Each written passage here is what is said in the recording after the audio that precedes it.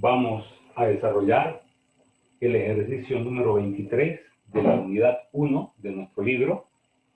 Dice así: en un recipiente termostatizado de 2 litros de capacidad se mezclan 300 miligramos de hidrógeno con 4 gramos de oxígeno a 20 grados centígrados. Se hace saltar una chispa y los gases reaccionan dando como único producto el agua. Calcular, inciso A, la presión total inicial, inciso B, la presión parcial de cada gas en la mezcla final y la presión total, inciso C, la masa de agua en estado líquido en la mezcla final.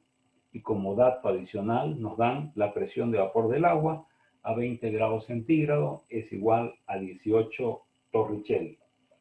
Bien, este es un ejercicio donde nosotros únicamente aplicamos la ecuación de estado, en este caso para una mezcla de gases. Lo primero que tenemos que hacer es bosquejar qué es lo que tenemos. Estamos ante un reactor, podríamos decir termostatizado, donde se mantiene la temperatura constante, ya a 20 grados centígrados, de 2 litros de capacidad. Está provisto lógicamente de su manómetro, de su termómetro, y aquí ingresa por un lado 300 miligramos de hidrógeno, que sería igual a 0.3 gramos, y por otro lado ingresan 4 gramos de oxígeno. Luego se hace saltar una chispa para que estos gases reaccionen y den como único producto de reacción el agua.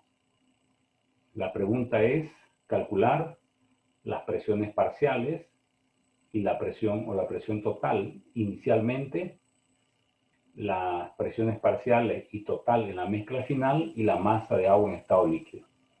Para responder el inciso A, cuando hablamos de inicial, significa antes de la reacción. Entonces, antes de la reacción, tenemos al hidrógeno que ingresa y va a ejercer una presión parcial. Por otro lado, tenemos al oxígeno que ingresa y va a ejercer otra presión parcial. Y aquí aplicamos la ecuación de Dalton de las presiones parciales, que dice la presión total dentro de un recipiente donde se encuentra una mezcla de gases es la suma de las presiones parciales de cada uno de los componentes que conforman dicha mezcla. En este caso tenemos al hidrógeno y al oxígeno. La presión parcial del hidrógeno se iguala al número de moles del hidrógeno por RT sobre volumen. Cuando ingresa el hidrógeno va a compartir junto con el oxígeno la misma temperatura, va a compartir el mismo volumen. Por eso es que aquí colocamos RT sobre volumen. Y la presión parcial del oxígeno sería el número de moles del oxígeno RT sobre volumen. Entonces aplicamos la ecuación de Dalton, la suma de las presiones parciales, y donde calculamos los números de moles del hidrógeno, masa del hidrógeno sobre peso molecular, número de moles del oxígeno, masa del oxígeno sobre peso molecular, y con esto podemos calcular la presión total inicial que nos da 3.303 atmósferas. Luego se hace saltar una chispa y los gases reaccionan. Entonces estamos ante una reacción química donde un mol de hidrógeno reacciona con medio mol de oxígeno para producirnos un mol de agua. Siempre que hay una reacción química van a haber sustancias reaccionantes, sustancias resultantes. Nosotros tenemos que encontrar, para poder llevar adelante todos nuestros cálculos, tenemos que encontrar la base de cálculo. La base de cálculo, en estos casos donde hay reacciones químicas, siempre la lidera el reactivo límite, ¿no?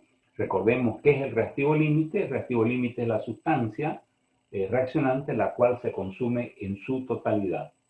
El reactivo límite no se lo conoce a priori, sino que hay que calcularlo. Entonces, lo primero que vamos a hacer es el cálculo del reactivo límite. Vamos a partir de que tenemos inicialmente 0.15 mol de hidrógeno y vamos a la relación estequiométrica. Por cada mol que ingresa de hidrógeno reacciona medio mol de oxígeno, lo que significa que para que reaccione 0.15 mol de hidrógeno necesitamos 0.075 mol de oxígeno.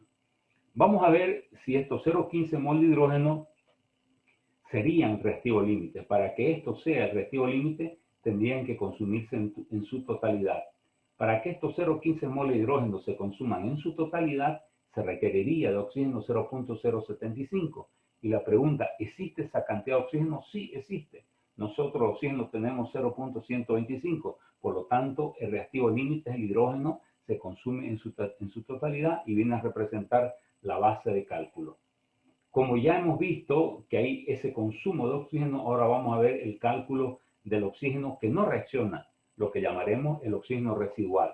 Entonces el oxígeno residual es igual al oxígeno que ingresó, 0,125, lo cual hemos calculado acá, menos lo que se consumió.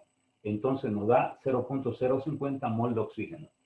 Lo enmarcamos de esta manera en rojo acá, porque eso significa que es un gas residual, que es un gas de combustión, un gas de chimenea, es un gas que va a formar parte de la mezcla final.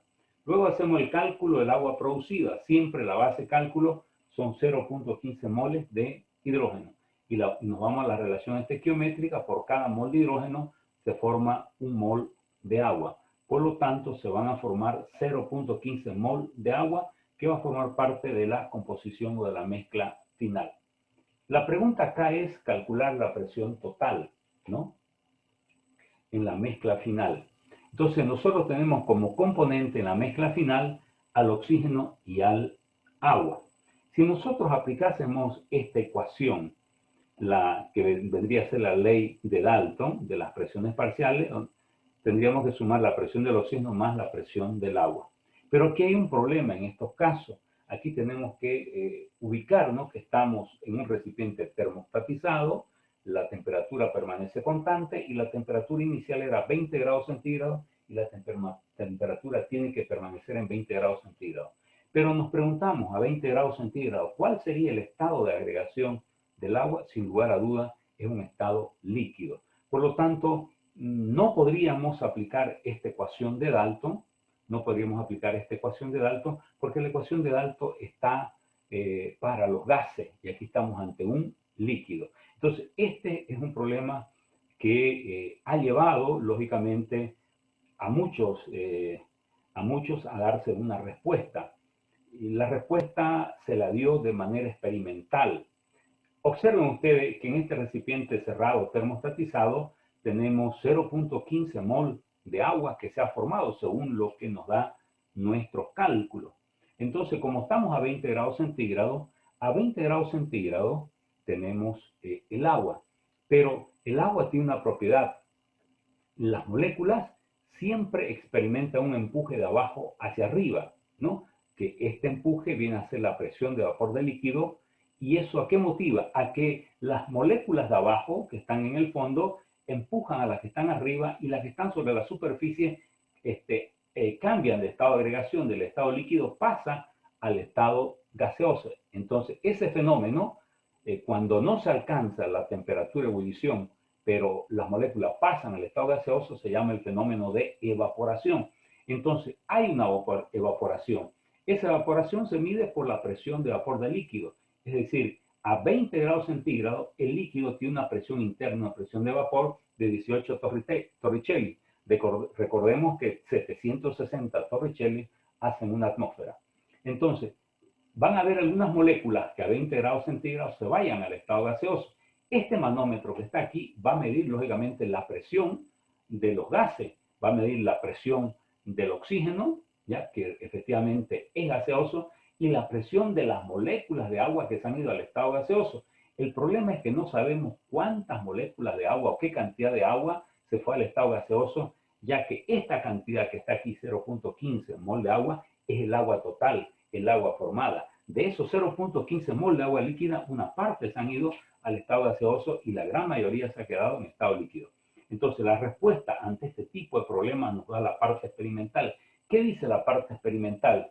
Nos dicen, la presión que ejercen las moléculas que se han evaporado, es decir, que se han ido al estado líquido antes de alcanzar la temperatura de ebullición, la presión que ejercen esas moléculas que lograron irse al estado gaseoso es exactamente igual a la presión de vapor del líquido. Por lo tanto, aquí esta ecuación la podemos transformar de la siguiente manera. La presión del oxígeno más la presión de vapor del agua, ¿no? Recordemos que la presión de vapor del agua ya está dada, nos la dan 18 torricelli. Entonces tenemos aquí la presión del oxígeno, que viene a ser número de moles del oxígeno. ¿Qué oxígeno tenemos? Lógicamente el oxígeno residual, porque estamos en la mezcla final. R, la constante universal. T, la temperatura que permanece constante. B, el volumen. Entonces aquí podemos aplicar nuestros datos que todos los tenemos, dándole un valor de R de 0.082 litros atmósfera mol Kelvin y la presión de vapor del agua que son 18. Para llevar Torricelli a atmósfera tenemos que dividir entre 760.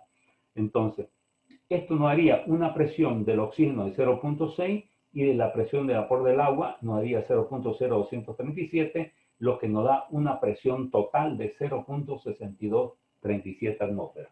Esa sería la presión total, ya significa después de la reacción. Y nos preguntan como tercer inciso la masa en estado líquido. Esta presión que ha medido el manómetro, el manómetro es la suma de las presiones parciales. ¿De quién? De la presión parcial del oxígeno gaseoso y de la presión parcial del agua en estado gaseoso.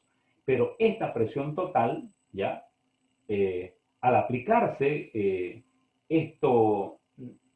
esta definición que hemos dado de que la presión de vapor de las moléculas que se han ido al estado gaseoso es exactamente igual a la presión de vapor del agua, por lo tanto, la presión total que hemos logrado calcular acá, la presión total de 0.6237 atmósferas, es la que está midiendo este manómetro, ¿no? Por esta definición que hemos dado, que es una definición 100% empírica, 100% práctica. Por lo tanto, la presión total va a ser la presión del oxígeno más la presión de la molécula de agua en estado gaseoso. Por eso le colocamos una E en estado gaseoso. Entonces tenemos la presión total, que es el dato conocido, los números moles de oxígeno, lógicamente son oxígeno residual, RT sobre volumen, más número de moles de agua en estado gaseoso, y de ahí despejamos el número de moles de agua en estado gaseoso y nos da esta fórmula aplicando todos los datos que tenemos. Vamos a ver que tenemos 0.019 mol de agua en estado gaseoso. De estos 0.15 moles de agua que se han formado, lograron irse a través de la evaporación, lograron irse al estado gaseoso 0.019 mol de agua en estado gaseoso. Por definición sabemos que las moléculas que se quedaron de agua líquida más las moléculas que se fueron al estado gaseoso me va a dar el número de moles de agua total, que son 0.15. Por lo tanto, el número de moles de agua total es el número de moles de agua en estado líquido más el número de moles de agua en estado gaseoso. De ahí despejamos el número de moles de agua en estado líquido, el número de moles de agua total tenemos, el número de moles de agua en estado gaseoso hemos encontrado y tenemos el valor de 0.1481 mol. Pero esto es mol y lo que nos están pidiendo es la masa en estado líquido. Entonces, este número de mol que tenemos acá lo multiplicamos por el peso molecular del agua, que es 18, y vamos a obtener la cantidad en gramos de agua que se han quedado en estado líquido.